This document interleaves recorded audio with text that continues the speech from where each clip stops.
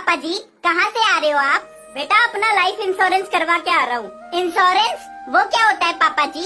बेटा भगवान ना करे ऐसा हो, पर मान लो कभी मुझे कुछ हो जाता है, मैं ना रहूँ, तो तुम लोगों को 1 करोड़ रुपए मिलेंगे। 1 करोड़? पापा, पापा सीधे खड़े रहो, सीधे खड़े रहो। अरे अरे अरे सुनती हो, जल्दी देखो तुम्हारा बेटा मुझे मार रहा है। अरे बेटा क्यों मार रहे हैं अपने पापा को? मम्मी इनके टपकने के बाद हमें 1 करोड़ रुपए मिलेंगे। सर पे मार, सर पे एक बार में खत्म कर दे। मार मार मार।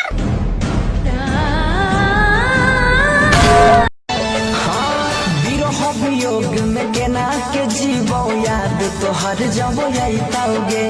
दिल बड़ा बेलही गम के बोझा सितम न सह कहेला के चोली हर एक माल 10 के पेन्हला पर जो बना के दाबे बड़ी कस के किने ले लईकी तो बोले मीठी बोली लागल बा पाता भतार बेचे चोली साइकिल पर लेके गावे गावे घूमेला साइकिल पर लेके गावे गावे घूमेला पूछेला है मैं से कौन म बोली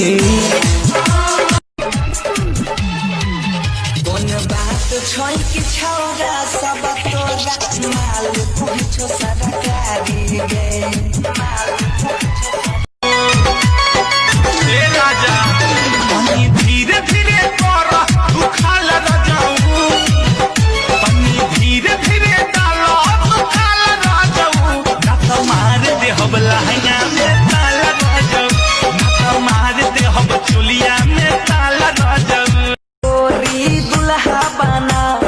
दुल्हा गई दुल्हा बना हम ही खाना बनाई देब कह में अपना मशीनिया में पीस दे बुका हो अपना मशीनिया में पीस दे बुका हो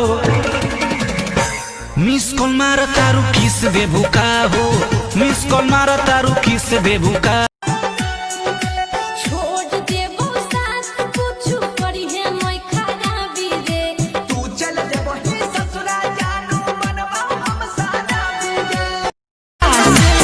बट